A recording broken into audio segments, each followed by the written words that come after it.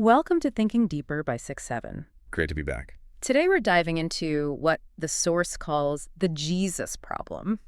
And I don't mean theology, not really. No, this is more fundamental. It's this collision, between history and science. You've got a figure who, 75% of humanity believes performed actual miracles? Like literally breaking the laws of physics. Right. While the other 25% operates on a scientific model that says, dead people stay dead. Period. It's more than just a religious debate. It's really a clash over the very definition of truth in a world that just cannot agree on what's real. Exactly. We're told science has sort of won that war, but then you look at the actual data. And 3/4 of the planet is walking around believing the impossible happened. It's mind-boggling. And before we dig into that, just a quick thing for everyone listening. Oh, yeah? If you like the channel, please subscribe and hit the like button. It's a huge help. Okay, so let's frame this right. The goal here isn't to preach.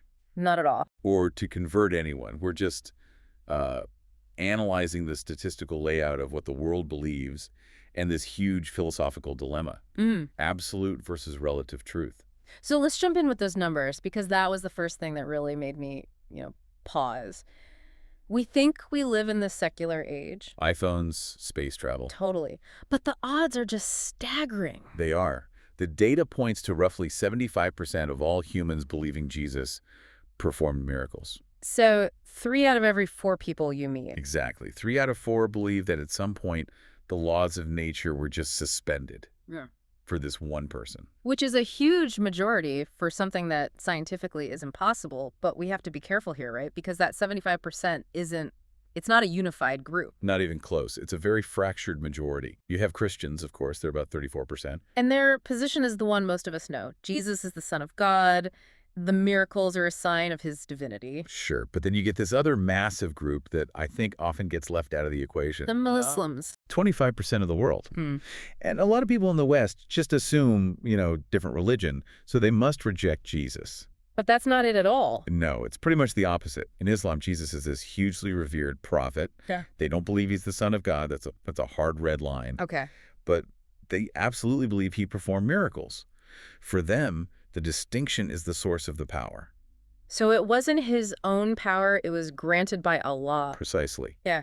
But the outcome is the same. The supernatural event still happened. Wow. So right there, that's almost 60% of the planet on board with physics got broken. Yep.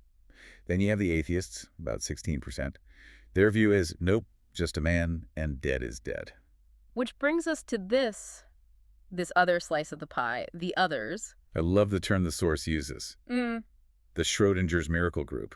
Yeah. So this is Hindus, Buddhists, various folk religions, about another 25%. And this is where it gets really fascinating, because they believe and don't believe at the same time. How does that even work? I mean, how do you fit Jesus into, say, Buddhism? Well, you don't fit the Christian Jesus into it. You fit the figure of Jesus into your own framework. Some Buddhists see him as a kind of high-level monk, a bodhisattva. Someone so enlightened he could perform these acts. Exactly.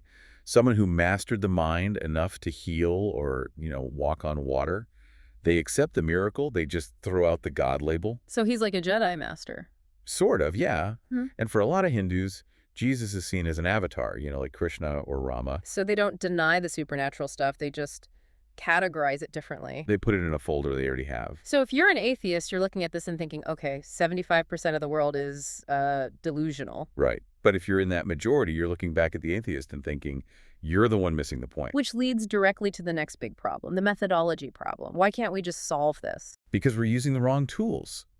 We're trying to measure a historical claim with a scientific ruler, and the two disciplines just don't play by the same rules. Explain that, because I tend to think of history as, a science. We find stuff, we carbon date it. Well, archaeology has scientific methods, sure, but history, the actual narrative of what happened, is different. Science demands repeatability. Right. If I say dropping an apple makes it fall, you can tell me to prove it. And you can drop it 1,000 times, and it will fall 1,000 times. Yeah. But history is the study of one-shot events. You can't rewind it. You can't ask Julius Caesar to get stabbed again just to check the number of wounds. Exactly. You can't set up cameras around the tomb in Jerusalem to see what happens on day 3. So all we have is testimony. Which gets us to the dragon analogy. This was really frustrating, in a good way. It's designed to be. It perfectly highlights the deadlock we're in. Okay, so the scenario is, we find thousands of documents from, say, the year 1200. Eyewitness accounts, city guard logs, letters from the king, everything. And they all say the same thing. A dragon attacked the castle. Historically, that's a slam dunk. If you had that much evidence for a battle, no one would question it. History says the dragon attack happened. But then science comes in. And science says, wait a minute. Biology tells us dragons are impossible. A reptile that big can't fly, it can't breathe fire. So all your documents must be wrong. So, who's right? The people who were there, or the biological model we trust today? And that right there is the Jesus problem. We have the Gospels, letters, mentions by Roman historians. Historically, the evidence that something big happened is pretty strong. But scientifically, I love the line from the source. No physicist is working on a walking on water for beginners tutorial. And nobody's cracked resurrection. Biologically, after 3 days, you're not just sleeping. Decomposition is well underway. It's irreversible. So science says impossible. Yeah. History says it was recorded, and we're just stuck in the middle. And this isn't just some, academic game. This is what fuels the whole war between absolute and relative truth. This is where the real friction is. Our culture loves the idea of relative truth. You have your truth, I have my truth. It sounds so nice and tolerant, the coexist bumper sticker. Exactly. But the source makes the argument that relative truth is basically a myth. It's a luxury you can afford only when the stakes are really low. What do you mean by that? Well, think about the common secular atheist position. It's usually, I don't care what you believe, just don't hurt anyone. Right, live and let live. They claim to be totally neutral, that truth is subjective. If it helps you get through the day, great. But that all falls apart. It collapses the second a religious belief crosses into their world. Like, give me an example. The snap, as the source calls it, the collision point.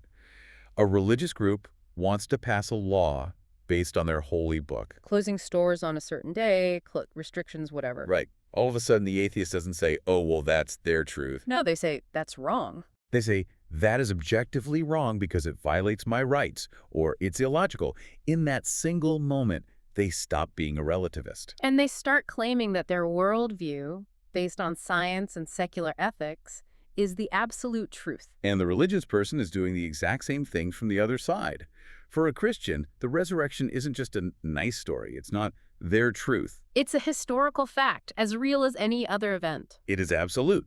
To a Muslim, the Quran is absolute. To an atheist, the laws of nature are absolute. We're not a world of relative truths. We're a world of competing absolutes. And that explains the internet comment section. It's not a simple disagreement. It's a collision of entire realities. And historically, it's not just comment sections. It's literal wars.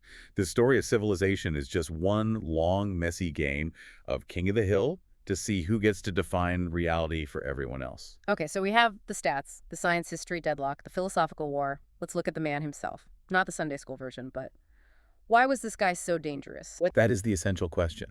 You don't crucify someone for telling people to be nice to each other. You execute them because they pose a threat. And the setting is key. First century Roman Empire, it's a brutal military occupation. It's a totalitarian state. The story literally opens with a political purge. Herod the king killing babies because he heard a rival king had been born. So right from the start, just using the word king is an act of treason. Absolutely. And then you get to the miracles. We think of them as these, gentle magical acts. But in that political context, they're acts of subversion. How so? Look at the feeding of the 5,000. To a believer, it's about compassion. But to the Roman governor, you have a guy gathering a huge illegal assembly in the desert. Which is already suspicious. And then he proves he can provide food and security for them better than the emperor can. It's a logistics miracle. It says, you don't need Caesar's grain shipments. You have me. It completely undermines the state's authority. And he keeps doing it. He breaks social purity laws by touching lepers. He eats with tax collectors who are seen as traitors. He's taking a sledgehammer to the social order. Which all leads to the crucifixion. And we should be clear, that wasn't just an execution method, it was a message. It was state-sponsored terrorism.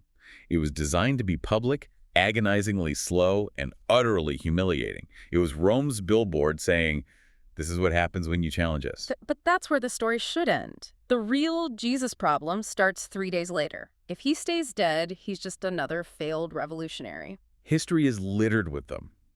Dozens of would-be messiahs crushed by Rome whose names we'll never know. The resurrection claim is what turns a failed local movement into a global one. Because you can't stop a movement if its leader won't stay dead. And we're right back to the clash. The testimony says he walked out of the tomb. Science says that is impossible. And for 2,000 years, that's the gap we've been trying to deal with. So what are our options? What do we do with this? The source lays out 3, basically. Right. Option 1, mind your business. Just apathy. The you do you approach. You believe your thing, I'll believe mine. But we've already seen how that fails. We live in a society. Eventually, my beliefs about law and your beliefs about law are going to collide. Apathy isn't a long-term strategy. Okay, so option 2, full science mode. The science hammer. Yeah, the let's be rational approach. All right. We just decide that anything that isn't backed by empirical data is wrong. Yeah. It's mythology that needs to be discarded. Sounds logical, but when you look at history, that never goes well. It gets very, very ugly. When you try to forcibly strip a culture of its foundational narrative, people don't just shrug, they get radicalized. Okay. The source puts it bluntly. Humans get very murdery when you try to kill their gods. So apathy fails and force backfires, which leaves option 3. And this one sounds so simple, but it might be the hardest of all. Humility. That just sounds weak. Be humble. It's not weak. It's incredibly difficult. It means you have to admit that while an absolute truth probably does exist, the universe is the way it is, no single person or group has the complete picture. So it's saying, look, I am totally convinced I'm right, but I have to accept the possibility that I don't see everything. And that is a deeply uncomfortable place for a human to live. It denies us that satisfaction of being 100% certain. It means the atheist has to admit, I can't prove a negative. And the believer has to admit, my faith is precisely that faith, not a lab result. It's forcing yourself to live in that tension. And we hate tension. We want to solve the problem, win the argument. But the Jesus problem seems to suggest this isn't an argument that can be won, not with a chart or with a sword. And that's the world we're in. Whether you think the resurrection is fact or the best fiction ever written, you can't really opt out of its consequences. You can't. That story shaped everything about the Western world. Our laws, our ethics, our calendar.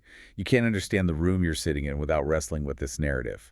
So the final challenge for all of us isn't just, did it happen? It doesn't matter if you're in the 75% or the 25%. The real question is, in a world full of people armed with their own absolute truth, how are you going to live without starting the next war? That is our deep dive. Thanks for listening to Thinking Deeper by 6-7. Until next time.